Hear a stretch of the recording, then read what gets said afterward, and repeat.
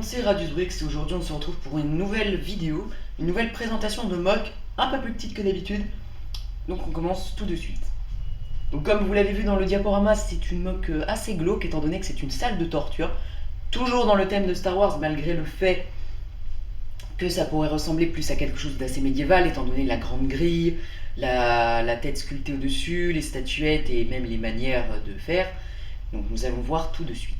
Donc pour commencer, sur le devant, il y a deux gardes customisés que j'ai fait, qui sont tout simplement un corps de Shock Trooper, une cape rouge et un casque de Tank Trooper, avec également des armes customisées que j'ai fait, qui ressemblent plus à des mitrailleuses légèrement avec une teinte légèrement rouge plutôt, qui sont dans l'accord du Trooper. Donc comme je le disais, sur le devant, il y a la grande grille principale qui ne peut pas être ouverte, même parce que j'ai mis des petits trucs de fixation pour que ça soit plus joli, mais si je les enlève on peut ouvrir.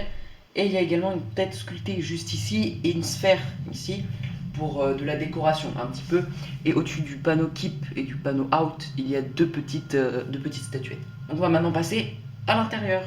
Donc à l'intérieur se trouvent deux personnages, notre bourreau et un malheureux torturé du coup je présume, accroché à des chaînes qui va tout simplement se faire tronçonner. Et donc je pense qu'il n'a pas été le seul, en témoignent les traces de sang par terre et le squelette pendant en face de lui. Voilà le squelette en question, n'hésitez pas à lui donner un nom dans les commentaires. Et donc je ne l'ai pas mis dans le diaporama ni dans la vidéo, car je voulais montrer à part pour que ça prenne moins de place.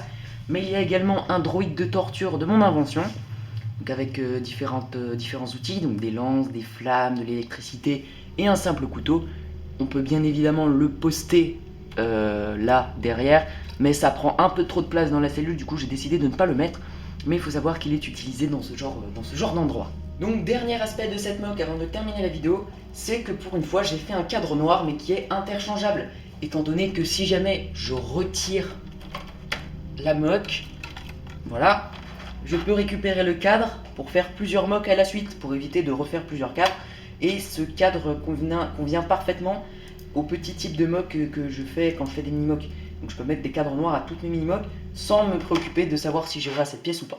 Donc voilà, c'est la fin de la vidéo. Si elle vous a plu, n'hésitez pas, comme d'habitude, à vous abonner, à partager, à liker. Vous faites comme vous voulez. C'était Radiusbrix. Ciao.